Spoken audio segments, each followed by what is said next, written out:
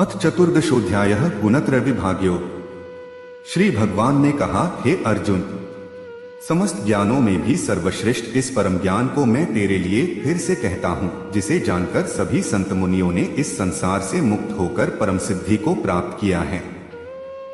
इस ज्ञान में स्थिर होकर वह मनुष्य मेरे जैसे स्वभाव को ही प्राप्त होता है। वह जीव न तो सृष्टि के प्रारंभ में फिर से उत्पन्न ही होता है और न ही प्रलय के समय कभी व्याकुल होता है। हे भरतवंशी, मेरी यह 8 तत्वों वाली जड़ प्रकृति, जल, अग्नि, वायु, पृथ्वी, आकाश, मन, बुद्धि और अहंकार ही समस्त वस्तुओं को उत्पन्न करने वाली योनि माता है और मैं ही ब्रह्मा आत्मा रूप में चेतन रूपी बीज को स्थापित करता हूँ। इस जड़ चेतन के संयोग से ही सभी चराचर प्राणियों का जन्म संभव होता है।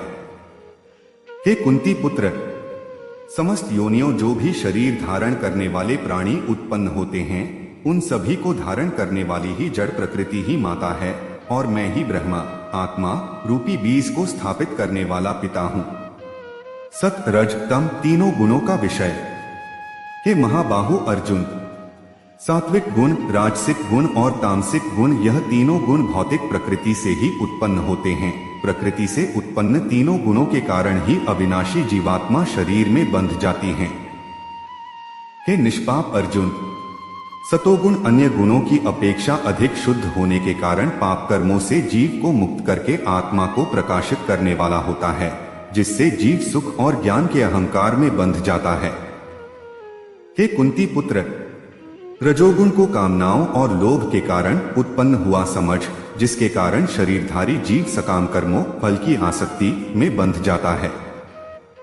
हे भरतवंशी, तमोगुण को शरीर के प्रति मोह के कारण अज्ञान से उत्पन्न हुआ समझ, जिसके कारण जीव प्रमाद पागलपन में व्यर्थ के कार्य करने की प्रवृत्ति, आलस्य आज के कार्य को कल पर टालने की प्रवृत्ति और निद्रा अचेत अवस्था में न करने योग्य कार्य करने की प्रवृत्ति द्वारा बंध जाता है।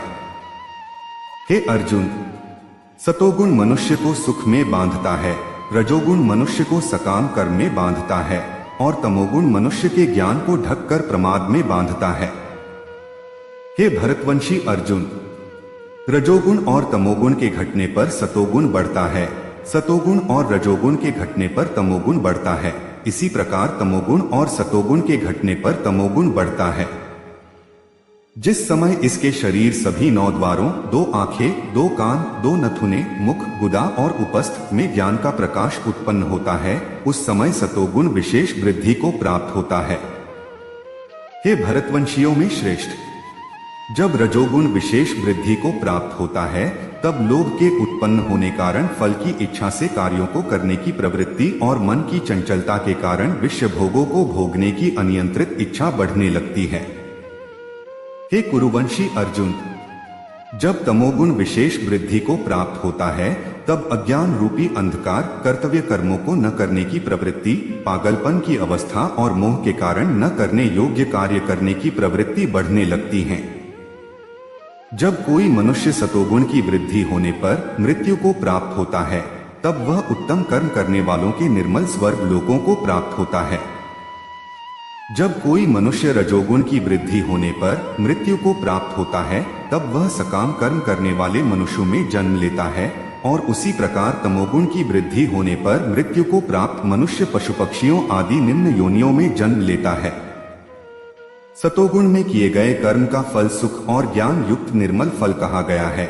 रजोगुण में किए गए कर्म का फल दुख कहा गया है और तमोगुण में किए गए कर्म का फल अज्ञान कहा गया है। सतोगुण से वास्तविक ज्ञान उत्पन्न होता है, रजोगुण से निश्चित रूप से लोभ ही उत्पन्न होता है और तमोगुण से निश्चित रूप से प्रमाद मोह अज्ञान ही उत्पन्न होता है। सतोगुण में स्थित जीव स्वर्ग के उच्च लोकों को जाता है, रजोगुण में स्थित जीव मध्य में पृथ्वी लोक में ही रह जाते हैं और तमोगुण में स्थित जीव पशु आदि नीच योनियों में नरक को जाते हैं। भगवत प्राप्ति का उपाय और गुणातीत पुरुष के लक्षण। जब कोई मनुष्य प्रकृति के तीनों गुणों के अतिरिक्त अन्य किसी को करता नहीं देखता है और स्वयं को दृष्टा रूप से देखता है, तब वह प्रकृति के तीनों गुणों से परे स्थित होकर मुझ परमात्मा को जानकर मेरे दिव्य स्वभाव को ही प्राप्त होता है। जब शरीरधारी जीव प्रकृति के इन तीनों गुणों को पार कर जाता है, तब वह जन्म, मृत्यु, बुढ़ापा तथा सभी प्रकार के कष्टों से मुक्त होकर इसी जीवन में परमानंद स्वरूप अमृत का भोग करता है। अर्जुन ने पूछा, हे प्रभु, प्रकृति के तीनों गुणों को पार किया हुआ मनुष्य किन लक्षणों के द्वारा जाना जाता है और उसका आचरण कैसा होता है, तथा वह मनुष्य प्रकृति के तीनों गुणों को किस प्रकार से पार कर पाता है?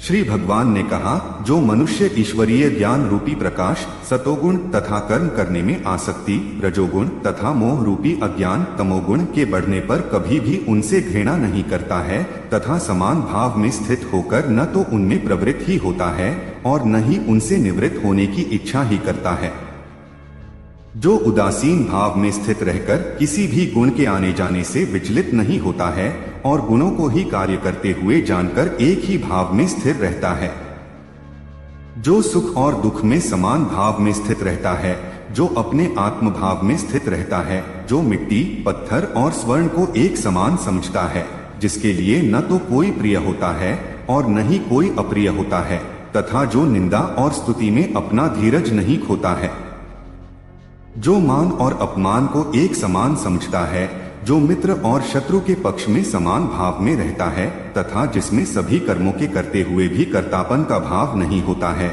से मनुष्य को प्रकृति के गुणों से अतीत कहा जाता है। जो मनुष्य हर परिस्थिति में बिना विचलित हुए अनन्य भाव से मेरी भक्ति में स्थिर रहता है, वह भक्त प्रकृति के तीनों गुणों को अतिशीघ्र पार करके ब्रह्मपद पर स्थित हो जाता है। उस अविनाशी ब्रह्मपद का मैं ही अमृत स्वरूप, शाश्वत स्वरूप, धर्म स्वरूप और परमानंद स्वरूप एकमात्र आश्रय हूँ। ओम तत्सदिति श्रीमद्भगवद्गीतासु उपनिषत्सु ब्रह्म विद्यायां योग शास्त्रे श्री कृष्णार्जुन संवादे प्राकृतिक गुण विभाग योगो नाम चतुर्थोऽध्याय।